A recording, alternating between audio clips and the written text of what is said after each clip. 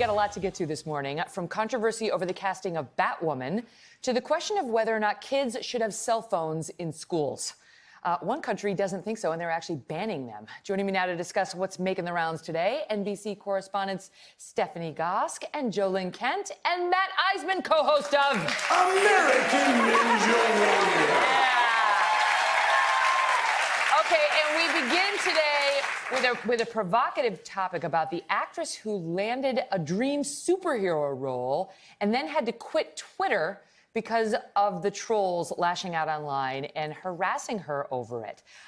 Ruby Rose is the name of the actress, and she was cast as Batwoman because the CW wants they wanted an out actress to play Batman in this production they're putting together. They intentionally cast somebody she's been out, she says, since she was 12.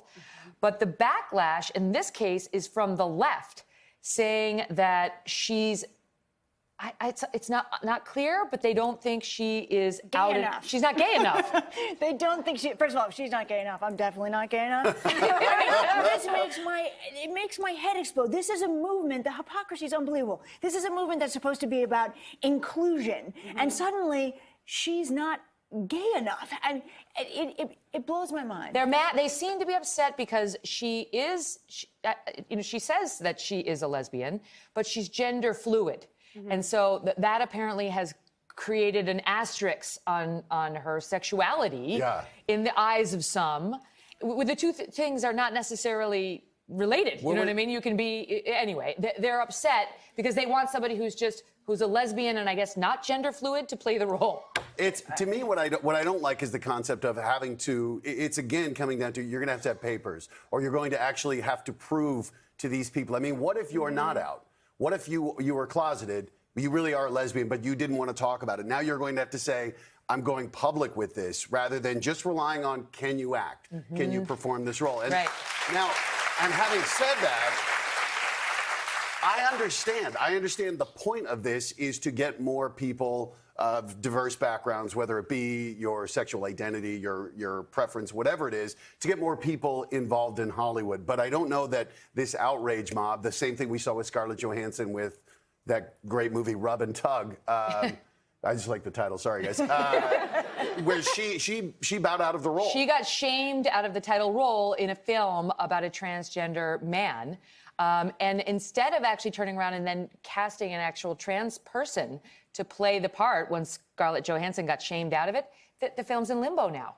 So now this movie that was going to be about this transgender man is not, right now, doesn't look good for it. So like hope springs eternal that they're going to do the right thing, but right now it hasn't helped the trans community. It's happening across all different ethnic backgrounds, all sexuality. What we're seeing, I just interviewed the star of Crazy Rich Asians, Henry Golding. He's half Is that a movie, Crazy Rich Asians? Yeah, it's coming out on Wednesday, and it's been this huge deal because it's the first movie to feature an all-Asian cast in 25 years. So I interviewed Henry Golding. He's getting blowback for not being Asian enough, even though he's half Malaysian.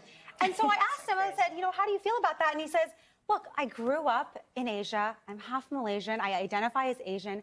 I'm glad we're having this conversation, but isn't that enough? Right. I identify as. Right. And so it's happening everywhere. Well, it's funny to me because we had a debate a couple weeks ago about how Elizabeth Warren was claiming to be a Native American, even though she does not appear to be one. And I had somebody on the panel saying that, so she was told that by her grandparents and that's good enough. It's like, well, pick a lane. Do we get to decide what we are and then just pronounce it and live that way? Or do we have to prove with our genealogy papers or our out papers or our straight papers, whatever we are?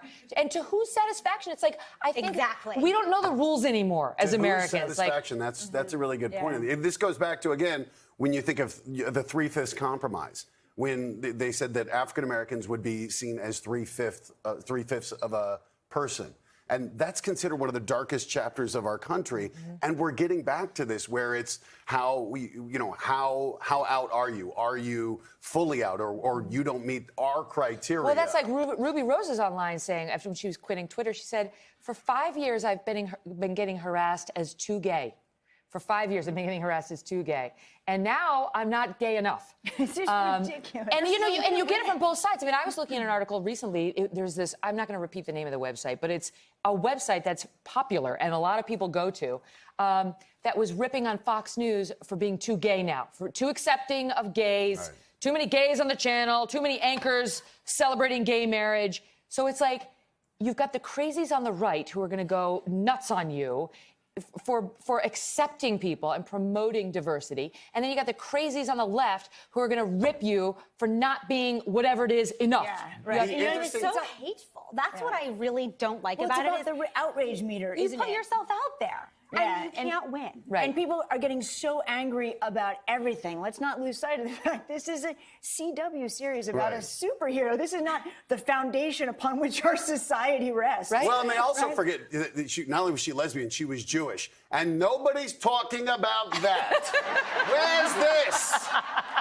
I think, you know, the other thing is, though, we sometimes amplify this because of social media. When in reality, sometimes you go back and look at the outrage, you'll see it's 2 or 3 people Yeah. with 40 followers who just, a slow news day, somebody picks up on this story, and we create the outrage. Well, when I feel really, like it's a couple of people The who are people saying who are harassing her, Ruby Rose, it doesn't seem like it's GLAAD. I mean, GLAAD came out the other week with a legitimate, suggestion saying, look, we need more roles and we need more portrayals on the big screen of gay and lesbian people and trans people that aren't diminishing, that don't portray every transgender person as this, psychotic or victim or whatever. And that is important, to have roles on television representing these different groups that don't portray them as other, always as other, as opposed to just like regular, part of life, the way it actually is. I think that's legit, but like requiring somebody pass your own litmus test for gay enough or lesbian enough or trans enough or Asian enough or whatever it is enough is going to be exhausting. And we're going to have to create a whole separate policing board to make sure you pass the muster. Well, Disney's going through it now with the new Jungle Book. It's their first openly gay character is in the new movie, and they cast a straight guy.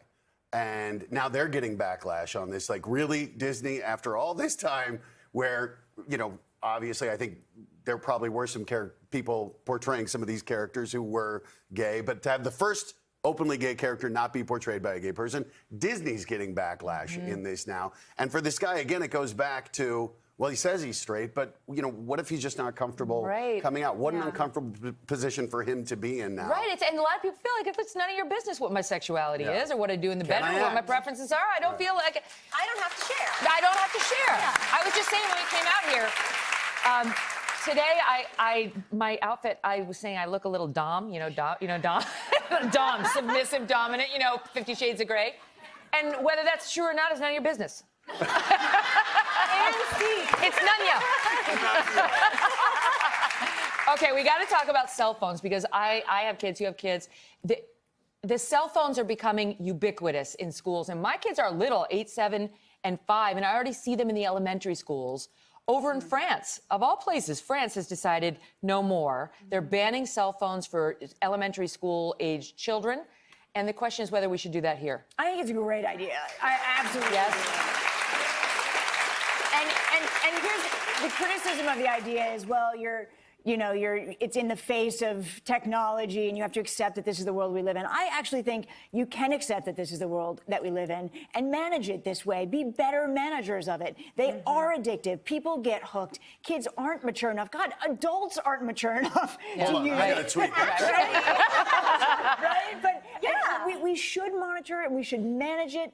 And school is the wrong place for these kids to have smartphones. Completely agree. Agreed. The addiction that we're seeing in our society is going to have irreversible damage going forward. I cover technology, and you see it every single day, whether it's how much time you're spending on Instagram. And by the way, I had to move my Instagram icon over 3 pages. You guys know what I'm talking about. So I don't waste so much time on it. But, there is damage to be done. And so maybe an old school learning environment isn't so bad after all. Cell phones are the wonder killer. Yeah. They are. It's like you look everything up. You have the answer to everything. What does a kid need to tweet in the middle of calculus class, right? Seriously. So true. Right. Or Can you give me the do you answers? love me? It's depressing. And the answer is yes, Matt Eisman, they do. All right, but not all things coming out of France. I mean, not all things are good, not all things are bad. The other thing France is doing today, we got 2 stories for you on France, is you ever walk on the street and you smell the smell of urine, right? Because somebody has relieved themselves. Don't look at me. What do you mean? In the wrong place, you know? They chose not to use the restroom or couldn't find whatever it is. France has now instituted the public urinal. Do we have a picture of this? So you can see. Look, wait, where is it? There, it's on that little board. Okay, there it is. It's like a box. Gross. Look, can you see the little sign above it? It shows you what to do. See the man? See, he's bending back. Is this how it's done, Matt?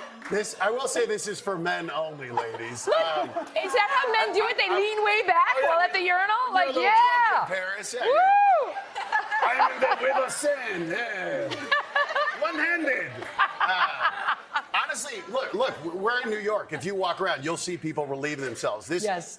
I don't think this is a bad idea. The idea of if you're going to do it, let's at least try to contain it. It's a compostable thing that turns your waste into something positive. Are you kidding me? The next time I go to France, if I am tucking into my steak au poivre on my pomme frite and that rocks up, I am going to be really, really unhappy. But would you rather have somebody doing it in a box or somebody just randomly going? Because the problem is people were just going in public. But this is enabling more guys to do this, and I'm like, I'm not on board with that idea. You raise a good point, because like, what about the women? What about us? We're going to be out there like, hello.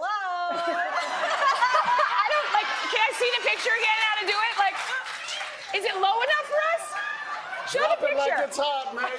It's a question of equality, I think. Exactly right. Look, France doesn't smell that good to begin with, so anything that can make it smell better, I'm all in favor. Drink some more wine. I don't know. I don't think that's low enough for us, ladies. We'll see. To be continued. Thank you, panel. That was fun. And don't forget, you can catch Matt hosting American Ninja Warrior Mondays at 8, 7 Central, right here on NBC. Hello, Today fans. Thanks for checking out our YouTube channel. Subscribe by clicking that button down there and click on any of the videos over here to watch the latest interviews, show highlights, and digital exclusives.